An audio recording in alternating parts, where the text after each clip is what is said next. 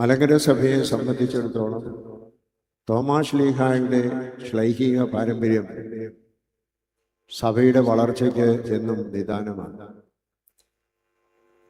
ആ പൗരോഹിത്യ പാരമ്പര്യത്തിലാണ് നാം നിലനിൽക്കുന്നത്. മലങ്കര സഭയിലെ ക്രിസ്ത്യാനികൾ മുഴുവനും ആ പാരമ്പര്യം അനുസരിച്ച് വന്നവരാണ്.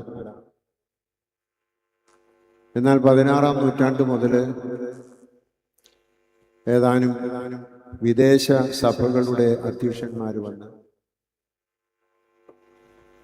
ക്രിസ്ത്യാനികളല്ലാത്തവരെ ക്രിസ്ത്യാനികളാക്കാനുള്ള ശ്രമത്തിന് പകരം ക്രിസ്ത്യാനികളായിരുന്നവരെ തങ്ങളുടെ അധികാരത്തിന് കീഴിൽ കൊണ്ടുവരുന്നത് എങ്ങനെയെന്ന് ചിന്തിച്ചതിൻ്റെ ഫലമായിട്ടാണ് 15-ാം നൂറ്റാണ്ടിലും തുടർന്നുള്ള നൂറ്റാണ്ടുകളിലും മലങ്കര സഭയിലെ മാർത്തോമൻ ശ്ലൈഹിക പാരമ്പര്യത്തിലുള്ള ആളുകളെ വിവിധ സഭാവിഭാഗങ്ങളായി മാറുവാനിടയായി.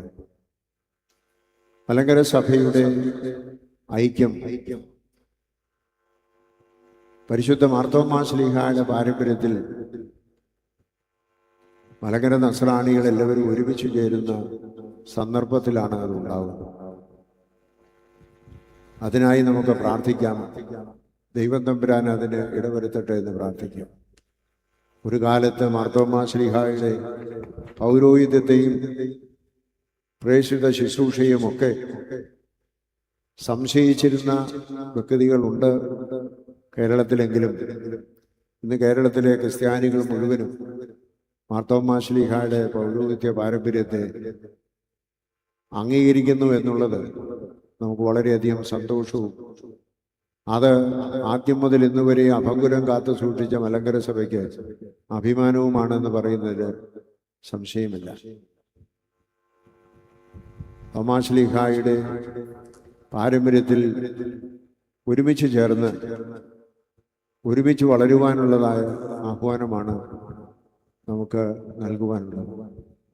അതിനെല്ലാ സഭകളും ഒരുമിക്കുകയാണെങ്കിൽ വിഭാഗതികൾ മാറി, വ്യത്യസ്ത ചിന്താഗതികൾ മാറി ഒരുമിച്ച ദൈവസന്നിധിയിൽ മാർത്തോമായുടെ മക്കൾ എന്നുള്ളതായ രീതിയിൽ നമുക്ക് തുടർന്നും ജീവിക്കുവാനുള്ളതായ എല്ലാ സാധ്യതയും ലോകത്തിലുണ്ട്. അതിനായിട്ട് നമുക്ക് പ്രാർത്ഥിക്കാം.